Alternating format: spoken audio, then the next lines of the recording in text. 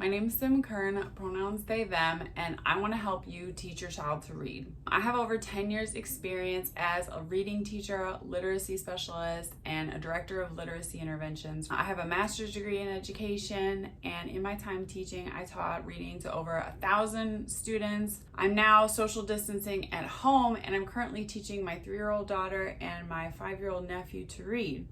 And I asked on Twitter, and many of you said that you would be interested in me sharing how I'm doing that as someone who has expertise as a literacy specialist. Teaching a child to read is the most rewarding thing that I've ever found there is to do in this life. And I want to share that experience with you so you can have that with your own child. Now, when I tell people I'm a reading specialist, I often run into a kind of magical thinking people have about learning to read. And even a lot of teachers have this magical thinking. Other people love to tell me how they just read books to their kids at night and their kids just sort of gradually over time learn to read. When I hear these stories, I always wonder, okay, was the child in preschool or a daycare or a kindergarten? I know there are some wonderful preschool and kindergarten teachers out there who taught your kids phonics and are maybe not getting the credit that they deserve. The truth is that teaching kids to learn to read the English language is extremely difficult and technical. Part of that has to do with the nature of English itself. There's a lot of reasons why English is a very difficult language to learn to read. Unlike, say, Spanish or Korean, which are languages which have one-to-one correspondences between letter shapes and the sounds they make, the phonemes. In English, a single letter symbol can regularly produce many different sounds. And then even once you learn those rules, there are countless exceptions to the rules that you have learned. I coached a wonderful reading teacher a few years ago, Miss Dean, and she taught her students to say "boo English" every time they came across one of these irregularities or exceptions to the rule. Why is English like this? Well, you take an island with several different languages on it already, watch it get invaded over and over by several different conquering armies, let that cook down for several hundred years of relative isolation, and you wind up with a very unusual, often nonsensical language. Because English is so irregular, it's particularly important that students are taught to read it in a purposeful, methodical way, because it's very easy for them to get confused. While a tiny portion of people, maybe just 1%, will learn to read English magically just by being exposed to words around them, the vast majority of kids need explicit instruction in phonics, so that's the correspondence between the letters on the page and the sounds that they make,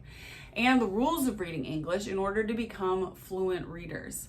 So statistically speaking, yes, even your little child, who I'm sure is an angel and a genius, is probably going to need some instruction in phonics in order to be able to learn to read. Many people aren't able to send their kids to school or daycare right now. Kids aren't getting that daily practice in letter sounds that those teachers were providing.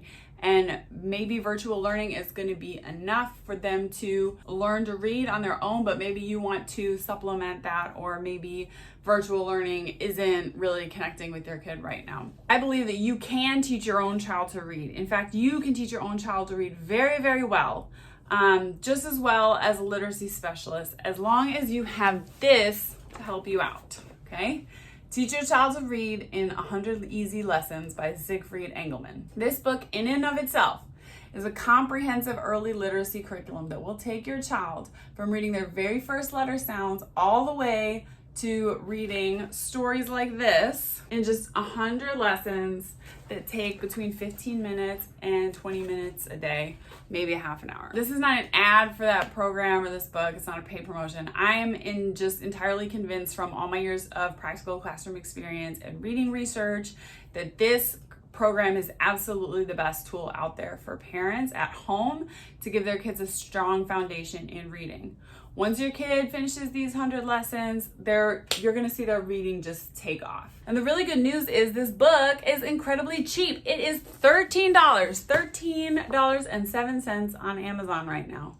Most reading curriculum costs hundreds of dollars. Often the most expensive ones have like all these bells and whistles, flashcards, video games. They look like a lot of fun, but the instructional design is crap. And so this book is kind of straightforward and bare bones, but it's got everything you need to teach your kids to read in just one book. So you might be asking, well, Sim, why are you doing a series of videos if all I have to do is buy the book? Well, these videos are going to help you deliver the lessons in the book as effectively as possible. Maybe you've learned from being at home with your kids the last few months that teaching is hard. Having the right curriculum is really just the first step. This, I'm going to tell you, this is the right curriculum.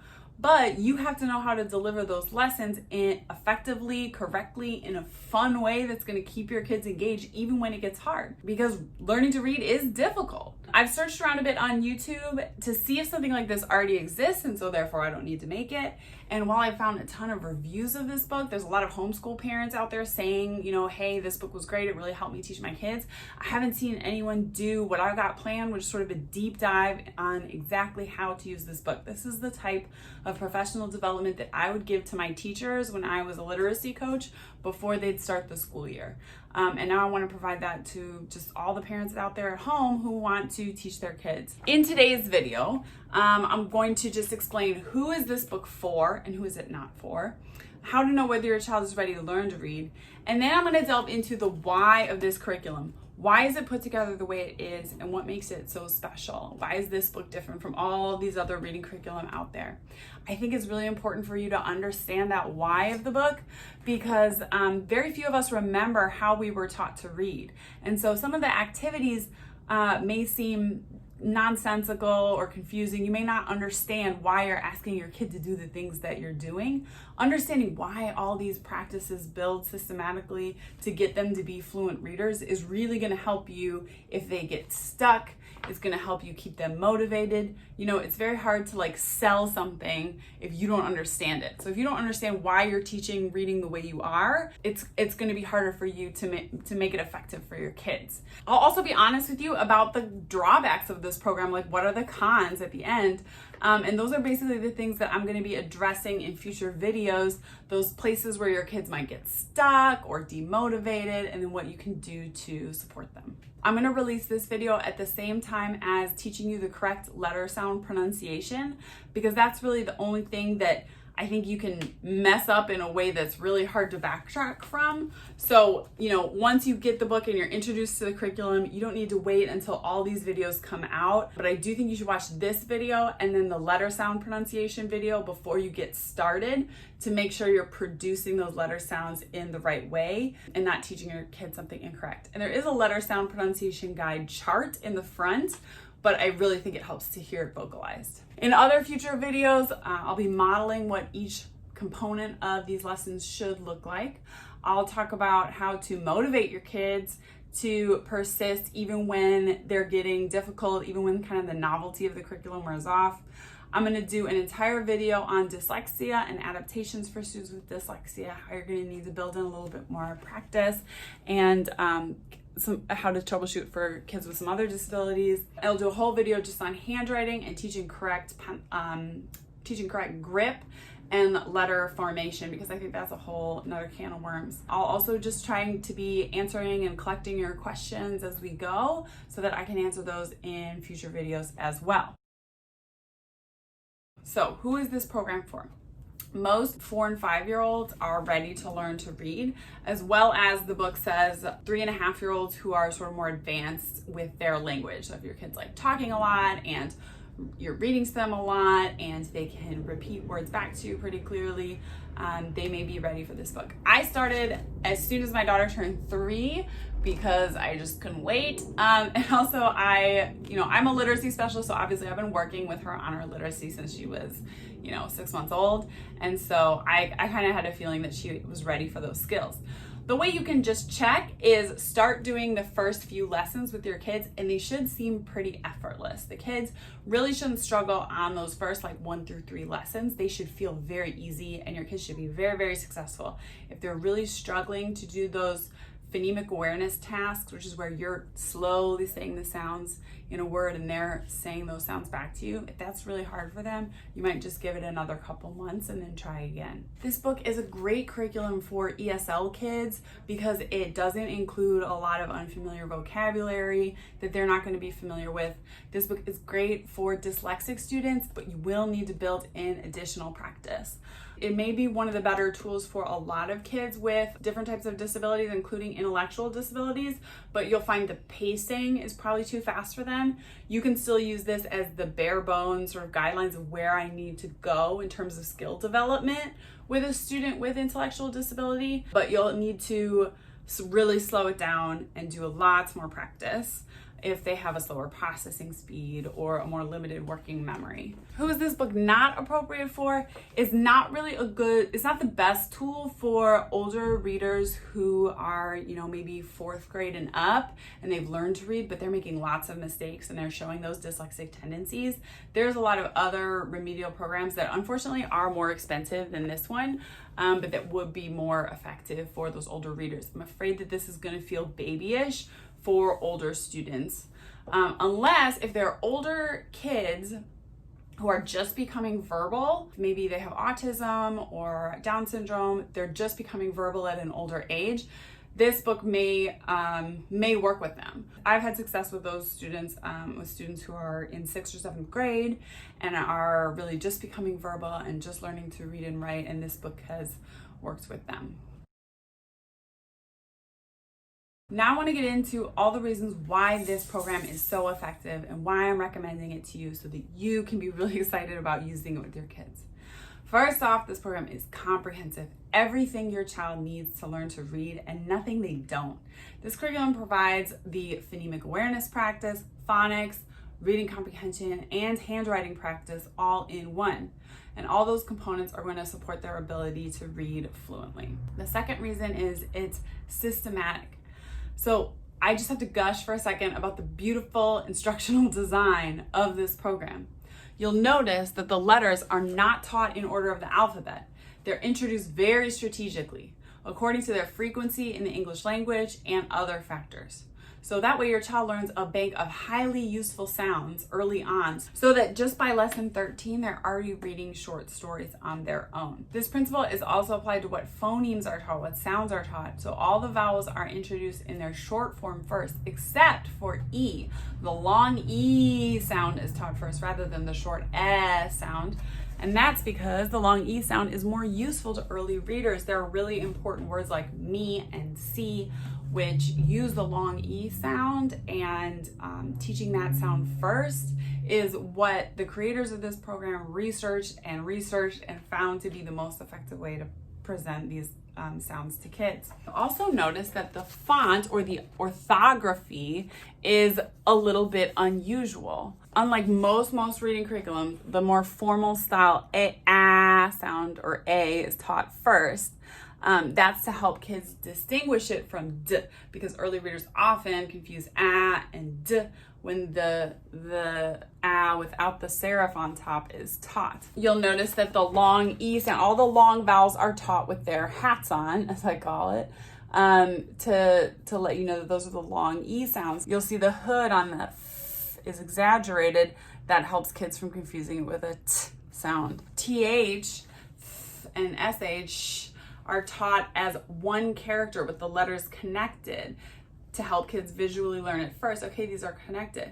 And you'll see that gradually those supports fall away. By the end of the book, they're reading stories in a typical Times New Roman type font. These modifications, though, make it early reading of the text much more successful. And incidentally, this type of font is useful for dyslexic readers of any age. And that's another reason I love this curriculum, because it follows the principles of universal design. It's targeting the broadest array of kids. It's saying, okay, where are dyslexic kids going to fall through the cracks? Where would ESL kids fall through the cracks? And it's including supports to make sure that those things don't happen.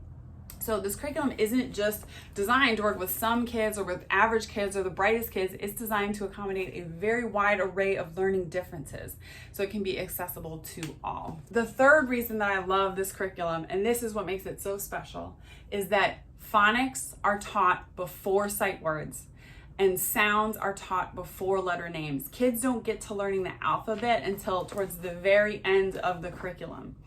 And this is one of the most unique features of this curriculum. So many early reading curriculums start with kids learning sight words and learning the alphabet. And I really want to explore why it makes so much more sense to teach letter sounds before their names and to teach sounding out words before you ever teach sight words.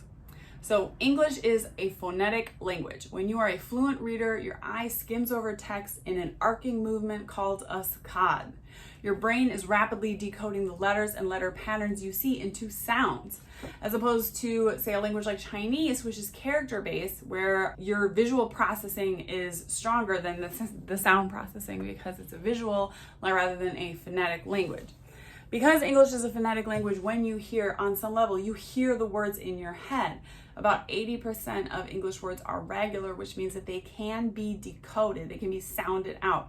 Another 20% are irregular. They're sight words. You have to learn to just memorize them. Now, that 20% is unusually high for a phonetic language.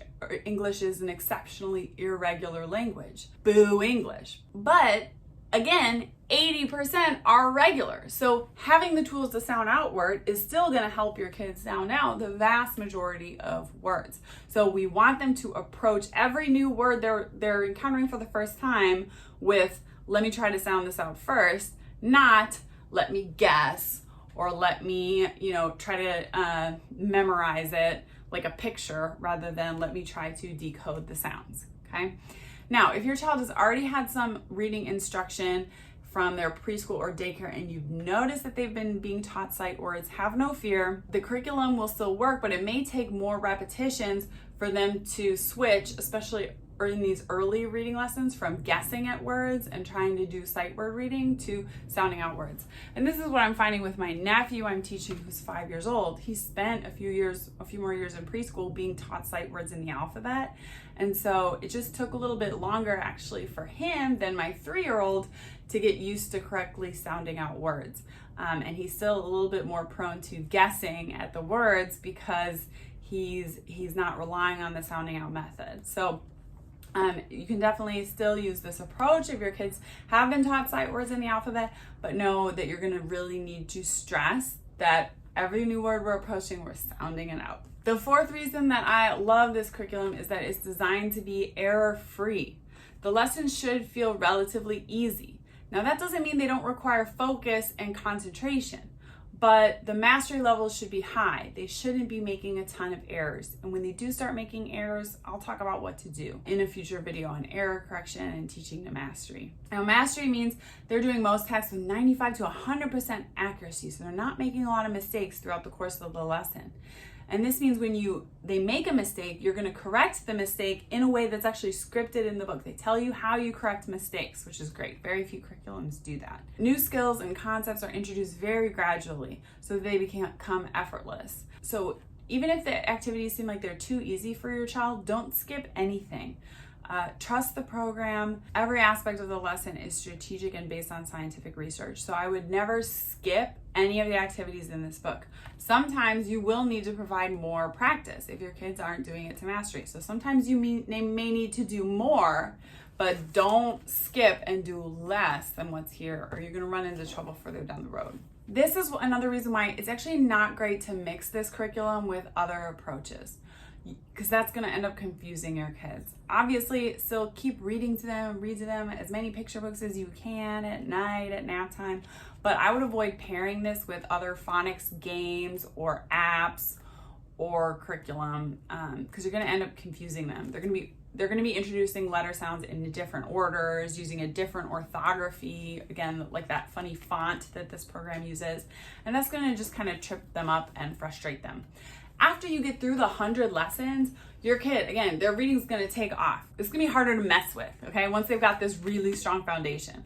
But during the course of these 100 lessons, I would stick to just using this approach. So this program is going to introduce phonics as clearly and explicitly as possible, and when delivered correctly, it's going to be fun and a great source of pride for your kids. But it's going to be fun in the way that like a jigsaw puzzle is fun, not fun in the way that, say, a video game is fun. So kind of don't expect that. Like learning to read is challenging. Practicing phonics is challenging. It's kind of like learning to play the piano or any kind of instrument or learning a sport. This part of learning to read, learning the phonics and the letter sounds, it's like those warm-ups you have to do, those warm-up exercises you have to do on the piano, those warm-ups you have to do before you can go play basketball, right? You got to do some laps, you got to do some push-ups to build up your strength. That's what the phonics part of learning to read is. And it's not always going to be super fun. Sometimes it's going to be kind of challenging, you know, it's going to be kind of frustrating, it's going to be kind of repetitive. And so that's why these videos are going to help you, okay, when my kid's getting bored or frustrated, like how do I make it fun? How do I keep them motivated to keep going? The sixth reason I love this curriculum is that it is scripted. The exact wording of how you are to introduce concepts is written out. And these instructions have been like tested. For decades they were tested in order to ensure they're as concise and clear as possible. And so if you're a parent, you've had that experience of your kid asking you that, like, why is the sky blue question, or how does the car work? Like something you use every day and you know it, but you just can't think of how to explain it. Well, that's how we are with reading. As literate adults, we're reading constantly all day long, but when it comes time to explain how to read to our kids, it is very difficult and we struggle. So I love that this curriculum is scripted, and you're going to be, by following the directions and reading them as written, you're going to be introducing the basic skills of reading to your kid as effectively as someone with like a master's degree in linguistics would. The seventh reason I love this program, again, is that it is cheap. I may do at some point a video just all about Sigfried Englemann, his life story, how he developed this direct instruction method of teaching, because he's really a hero of mine. And he really wanted to make all of his educational materials as cheap and accessible, in some cases free, as possible. In that same video, I would have to talk about the unbelievable amount of sabotage and obfuscation of his work that has been done by the educational power establishment and the educational publishing companies who seek to profit from the illiteracy of kids. You know, Sig always wanted his books to be cheap and accessible to everybody, but there are billions and trillions to be made off of school districts needing 10 different curriculums that cost them $100,000 a year with their brightly colored consumables, and oh, this curriculum doesn't actually work for all the kids, so you have to buy the remedial program and the intervention program and the different program for the kids with disabilities and dyslexia. There's a lot of money to be made off of confusing the issue on reading. There's a lot of money to be made off of confusing kids about reading. Anyways, that's a whole like educational history drama story that maybe I'll research and film that video for you sometime. But again, like it's so important and powerful to me how cheap this book is, and for you to understand that like in this book for $13 you are getting the equivalent of $1,000 reading curriculums like that school districts purchase. That's what Zig stood for, is making this book accessible to everybody. And honestly, there's tons of used copies floating around the internet, so you probably get a used copy for like $3. I also promised I was going to be honest. I was going to tell you about some of the cons of this program. So the first one is, because it is cheap, it's bare bones. This is not a flashy curriculum. It's not going to like wow your kids like with you know, video games and manipulatives and toys and all this stuff. It's everything you need to know to teach your child to read. So you're going to, as the parent educator, you're going to have to be the one who brings the fun sometimes. Another issue I have with this book is I think the pacing in a few places is too quick. And I'm going to do videos on where those places are and how you're going to get your kids over those hurdles. Probably because I spent most of my career as an interventionist, I can spot where ESL kids, dyslexic kids, special education kids are going to get left behind. So good instruction is like a ramp, right? You're introducing new concepts so gradually that kids are very easily, without a lot of effort, without a lot of mistakes, gaining in their skills. Well, once in a while there's a place in this book where it feels like there's a big step up. And I'll do videos on where are those places and how you can kind of build a ramp to get your kids over those hurdles. Then finally, the last con about this book was that it was published in 1983, and so it is a bit old-fashioned. I would recommend reading the introduction to the book, which kind of explains a lot of the things that I just told you, although you'll notice that some of the educational terminology is a bit dated. It's 40 years old, and it might seem a bit cringy. I think it's held up pretty well for a book that's like 40 years old, but it's a bit culturally normative. Most of the stories are about animals, but in all the stories that are about people, they have white skin. It is a black and white book with no grayscale printing, but it would be nice to get one where the art was more clearly diverse. There's a story about a Christmas tree. Being a Jewish person, like, we don't have like that cultural understanding. Not everybody celebrates Christmas. Although I've only found one story like that. It's very like gender normative, although women in the book are wearing skirts and pearls, and it's very 1983 in some ways. So it would be nice to see an updated edition that was just like a little bit woker maybe, but that doesn't currently exist right now. And I think just make sure you're reading your kids lots of picture books that incorporate a lot of cultural and other types of diversity. So all in all, this is, I think, the best and cheapest comprehensive reading program that a parent can use at home with their kids, hands down. I'm on lesson 38 with my 3-year-old, and watching her learn to read a little bit more every day is just like the thrill of my life. So I hope you will join me on this journey. I hope you will find these videos helpful. Please leave any questions you have in the comments, and I will do my best to answer them. If you're just here for these Teach Your Child to Read videos, you may also be interested in the content on my channel where I'm reviewing picture books. I'm also a booktuber and an author tuber. You're gonna see stuff over the next couple months about my book launch in September. You're gonna see my book reviews because I'm also a booktuber, but I'll keep all these videos about Teach Your Child to Read in one playlist so that they're easy to find.